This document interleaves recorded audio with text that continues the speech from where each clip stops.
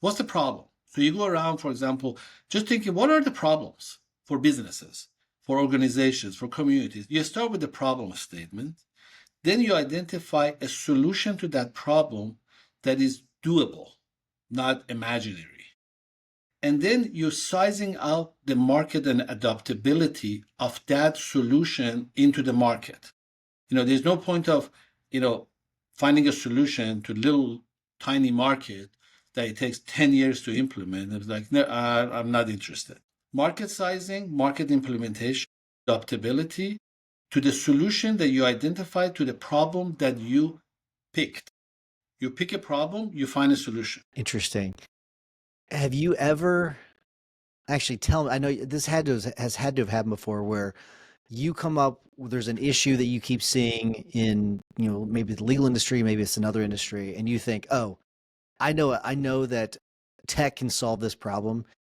Has there been a time where you've encountered a problem that you thought tech could solve it and actually tech made it more complicated or made it worse? Sometimes it feels like it made it complicated and worse, but it really isn't because one, either didn't get implemented properly, is not being used properly, or you had a wrong expectation from it.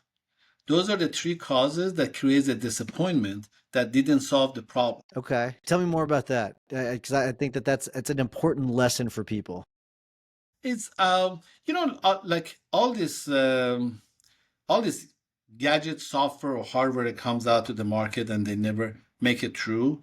Is a good example. Every one of us have bought a service or a product or a device that we thought is going to fix the problem, but either didn't fix the problem or the problem wasn't really a problem. It was an imaginary problem. Uh, it's like, but somebody naturally lazy, I can't fix it. Doesn't matter what kind of a thing I do, is naturally that way.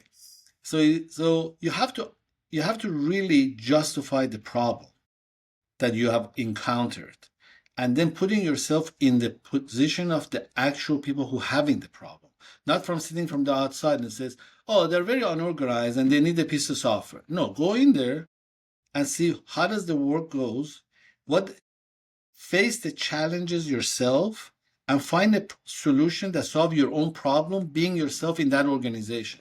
So when I went to law, the first thing that I noticed is that like 7, 8 years ago, it was like, if you, I always made this a statement, even in my book, I said it. I said, if you leave them alone, they'd be still wearing their pagers, waiting at the fax machine for their next fax number. Leave them alone, see what happens. That's exactly what's going to happen. So that basically means adaptability for this crowd is difficult because you guys go to law school, you get taught from constitutional law to everything else. It's just like books, laws, case studies, case law, and all of that. They don't teach lawyers anything in a way. I have one lawyer in my house, my son. My other one is getting lawyer next year. So I grew up in house too now.